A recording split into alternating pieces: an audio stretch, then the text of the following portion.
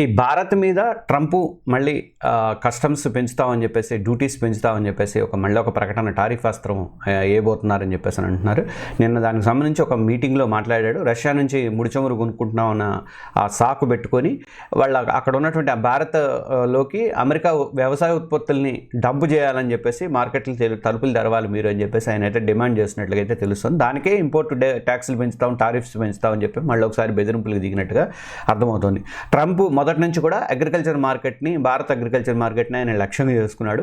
America గోధుమలు కానీ, మొక్కజొన్న కానీ, తర్వాత సోయాబీను, పాలు, మాంసం ఇట్లాంటివన్నీ కూడా ఈ ఉత్పత్తులకి భారత్లో పెద్ద ఎత్తున మార్కెట్ దొరుకుతుంది. 140 కోట్ల మంది ఉన్నారు కాబట్టి ఇక్కడ బాగా అమ్ముడుపోతాయి. అందుకని మనం ఇక్కడ డంప్ చేస్తే బెటర్ అని చెప్పేసి ఆయన ఫస్ట్ నుంచి వాణిజ్యపరంగా వాటిని డంప్ చేయడానికే ప్రయత్నం అయితే చేస్తున్నారు.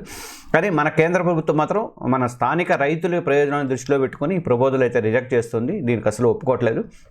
అందుకనే ఈ సాకు చూపించి మీరు రష్యా చమురు దిగుమతులు భారత్ వెనక్కి తీసుకోవట్లేదు అని, తగ్గట్లేదని కావడంతో మొత్తం ఆగస్టు 2025లో ట్రంప్ మన మీద భారత్ వస్తువుల మీద దిగుమతి సుంకాలను వేశాడు. 50% వరకు పెంచాడు.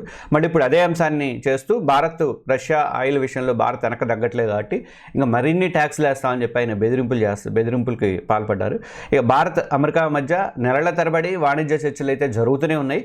అయినప్పటికీ కూడా ఒక కొలిక్కి రాలేదు. అది ఎందుకు అంటే దానికి ప్రధాన కారణాలు ఏంటంటే అమెరికా వ్యవసాయ ఉత్పత్తులు భారత్లోకి డంప్ చేయాలనేది ఫస్ట్ ఒకటి. భారత్ పాక్ మధ్య ఉద్రిక్తతలు జరిగినప్పుడు ట్రంప్ మధ్యవర్తం వహించా, నేనే చేశా మొన్న కూడా అన్నాడు నేనే చేశా అని. ఆయనకి ఇది మన నోబెల్ శాంతి బహుమతి కోసం కూడా తెగ ప్రయత్నం చేశారు. కాకపోతే ఆయనకి ఇప్పుడు అనుకూలంగా ఉన్న దేశాలన్నీ కూడా ఏదో ఒక పేరు పెట్టి మీకు శాంతి బహుమతి ఇస్తాను రండి అని చెప్పి మొన్న ఒక దేశం ఏదో ఇచ్చింది. మళ్ళీ ఇప్పుడు ఇజ్రాయెల్ కూడా ఇచ్చేటట్టుంది. అట్లా అందరూ మేము ఇస్తానండి నోబెల్ అయిపోతే ఏం పోయింది అని చెప్పేసి అని అంటున్నారు. మరి పోయేమో అక్కడ దాడి చేసి వచ్చాడు, వెనజులాలో దాడి చేసి అధ్యక్షుడిని పట్టుకొచ్చాడు రాత్రి. మరి ఇప్పుడు మన మీద కూడా ఆ ట్యాక్స్లో రెట్టింపు చేస్తామని చెప్పి మళ్ళీ ఒక బెదిరింపులకు అయితే దిగుతున్నాను. అమెరికా ఎంత ఒత్తిడి తెచ్చినా రష్యా ఆయిల్ మాత్రం దిగుమతి చేసుకుంటామని చెప్పేసి కేంద్ర ప్రభుత్వం స్పష్టంగా చెప్తూనే ఉంది మొదటి నుంచి. మా ఇంధన భద్రత అనేది మాకు అవసరమో అని చెప్పేసి అని ఉంటుంది. మరి యూరోప్ దేశాలలో కూడా ఇట్లానే దిగుమతులు చేసుకుంటున్నప్పుడు వాళ్ళనేమి అనేటువంటి ట్రంప్ మన మీద పడి ఎందుకు ఏడుస్తున్నాడని తెలియట్లేదు.